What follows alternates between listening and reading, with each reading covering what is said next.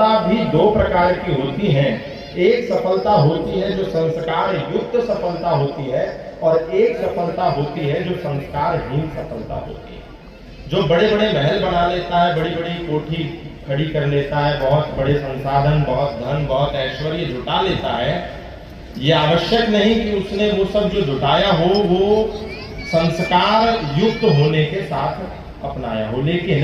लोगों की दृष्टि में ऐसा होता है कि इसके पास एक बहुत बड़ा बंगला है, इसके पास बहुत बड़े संसाधन है, इसके पास बहुत ऐश्वर्य है, इसके पास पूर्ण प्रभुता है, इसके पास वो वैभव है, तो अवश्य ही ये सफल है। लेकिन ऐसा नहीं है, क्योंकि उसके पीछे संस्कार है या नहीं ये होना अत्यंत अनिवार्य है। आज जितनी भी हमारी शिक्षा व्यवस्था है, उस शिक्षा व्यवस्था में हम अच्छे अच्छे चिकित्सक बनाते हैं, अच्छे अच्छे इंजीनियर बनाते हैं, अच्छे अच्छे प्रोफेसर बनाते हैं, अच्छे अच्छे साइंटिस्ट बनाते हैं, अच्छे अच्छे टीचर्स बनाते हैं, लेकिन उन सब के निर्माण में कहीं ना कहीं मानव का निर्माण पीछे छूट जाता है। जब हम एक अच्छा चिकित्सक बनाते हैं लेकिन एक अच्छा इंसान नहीं बनाते, तो वो चिकित्सक मौका परस्त का शिकार होकर के, मौका देख करके जब चिकित्सा करता है और देखता है कि एक समय कोरोना जैसी महामारी आ गई है, उस महामारी के समय वो चिकित्सक एक अच्छा चिकित्सक तो बना था, लेकिन उसके विद्यालय, उसके महाविद्यालय, उसके विश्वविद्यालय ने चूंकि उसको एक अच्छा इंसान नहीं बनाया, इसीलिए उस अवसर का गलत दुरुपयोग करके वो एक इंजेक्शन जो 1000 रुपए में बेचना चाहिए था, उस अवसर का एक ऐसा दुरुपयोग करके वो उस इंजेक्शन को 20,000 रुपए में बेचता है। यानी वो शिक्षा व्यवस्था ने उसको एक अच्छा डॉक्टर बनाया पर एक अच्छा इंसान नहीं बनाया। एक इंजीनियर बनाया लेकिन अच्छा इंसान नहीं जब होता है एक इंजीनियर के अंदर, तो एक बहुत बड़ा फ्लाईओवर बनता है, पुल बनता है, टेंडर मिलता है, पास हो जाता है, सब कुछ होता है, लेकिन क्योंकि उस एक अच्छे अभियंत्रिकी, एक अच्छे इंजीनियर के अंदर एक अच्छे मानव, एक अच्छे इंसान, एक अच्छे मनुष्य का अभाव होता है, तो वही अच्छा इंजीनियर उसमें घोटाला करता है और वो पुल गिर जाता है और उसके नीचे लाखों लोग दब करके मर जाते हैं। लेकिन जब एक विद्यालय, एक विश्वविद्यालय, एक शिक्षण संस्थान, एक महाविद्यालय अपने बच्चों में अच्छा चिकित्सक, अच्छा अध्यापक, अच्छा प्राध्यापक, अच्छा प्रोफेसर, अच्छा साइंटिस्ट, अच्छा चिकित्सक बनाता है और इसके साथ साथ उसके अंदर मानवता को पोषित करता है, उसके अंदर इंसानियत का भाव जागृत करता है, उसके अंदर मनुष्यता का बीजारोपण करता है, तो वो हरियाणा पब्लिक स्कूल के रूप में दुनिया को नजर आता है। क्योंकि ये जो यज्ञ आज हम कर रहे हैं, ये आज कोई पहली बार 108 कुंडीय यज्ञ हरियाणा पब्लिक स्कूल के प्रांगण में नहीं हुआ। ये यज्ञ प्रति सप्ताह के प्रथम दिन यानी सोमवार को इस पूरे प्रांगण में होता है, क्योंकि यहाँ के संस्थापक, यहाँ के प्रबंधक, यहाँ के सारे आचार्य, यहाँ के सारे टीचर्स इस बात से अवगत हैं कि सनातन धर्म संस्कृति का एक मूल ध्येय वाक्य है यज्ञो वै श्रेष्ठतमं परमः। यज्ञ पूरे मानवता का, मनुष्यता का, इंसानियत का सबसे बड़ा कर्म है, इसीलिए वो कर्म हमारे बच्चों के जीवन में तो नित्य कर्म के रूप में होना ही चाहिए। इस दृष्टि से यहाँ पर प्रत्येक बच्चा सोमवार को यज्ञ से अपने उस परिपाटी का प्रारंभ करता है और जब इस स्कूल से सब बच्चे घर जाते हैं तो एक शांति पाठ करके यहाँ से जाते हैं, ताकि वो एक संदेश लेकर के जाए कि हमने यहाँ पर जो सीखा है उसको विनयता के साथ, उसको विनम्रता के साथ, उसको शांति के साथ, उसको सौहार्द के साथ हमको दुनिया तक पहुंचाना है। ये यहाँ का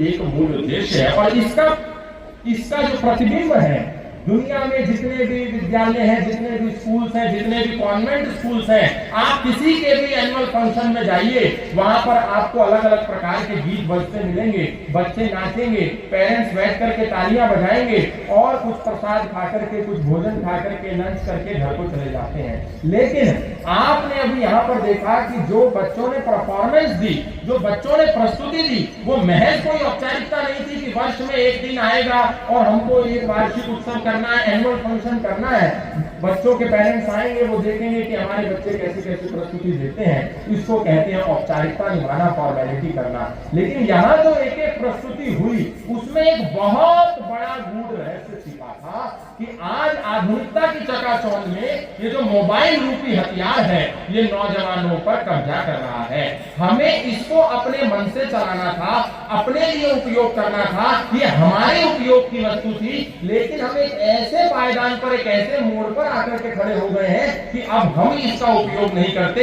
ये हमारा उपयोग करता है। और छोटे छोटे बच्चों ने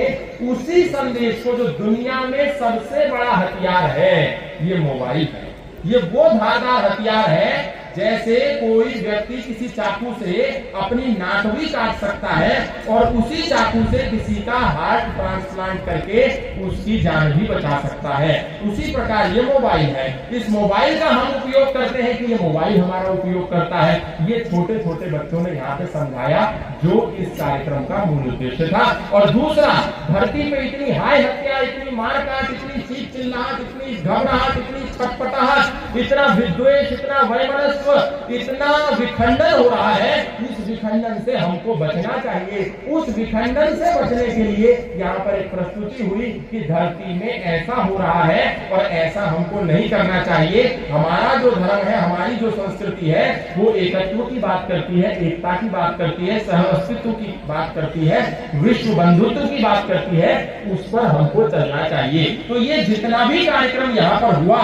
ये पूर्ण रूप से इस बात को परिलक्षित करता है कि हमारी शिक्षा जो है वो बहुआयामी शिक्षा होनी चाहिए। आधुनिक शिक्षा के साथ साथ प्राचीनता का भी उसमें समन्वय होना चाहिए। या तो आज जो पूरे भारत में विद्यालय विद्यमान है, या तो वो पूर्ण रूप से आधुनिक है और या फिर पूर्ण रूप से प्राचीन है। लेकिन यहाँ पर आकर के ऐसा अनुभव होता है, ऐसी अनुभूति होती है, ऐसा एक्सपीरियंस होता है कि पूरे भारत में यदि कोई ऐसा संस्थान है जहाँ आधुनिकता और प्राचीनता का समन्वय है, जहाँ पर मॉडर्निटी और एंशिएंट सिस्टम का समन्वय है, कोऑर्डिनेशन है, तो वो ये हरियाणा पब्लिक स्कूल है। इसके लिए मैं आप सबको बहुत बहुत धन्यवाद करता हूँ। और आप सभी अभिभावक जितने भी यहाँ पर आए थे, आप यहाँ आए हैं तो इस कार्यक्रम के बाद जो एक लंच का कार्यक्रम है, प्रसाद का कार्यक्रम है, खाली वो प्रसाद लेकर के मत जाइए। वो जो 108 बच्चे थे जिन्होंने आज प्रातःकाल यज्ञ संपन्न कराया, उनसे एक प्रेरणा लेकर के जाइए कि हम जब ये हमारा आधुनिक विद्यालय इस कार्यक्रम को प्रति सोमवार कर सकता है, तो कम से कम एक सप्ताह में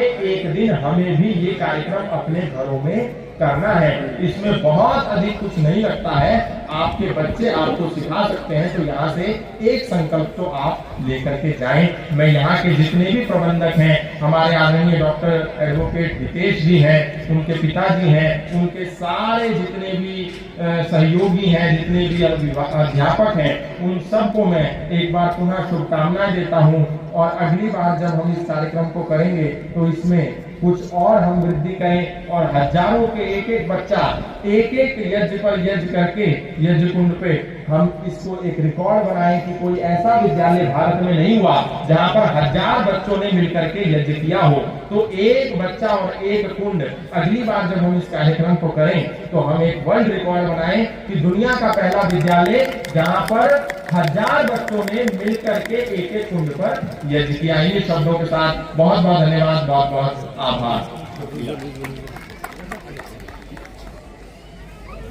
धन्यवाद सर, बहुत बहुत आभार आप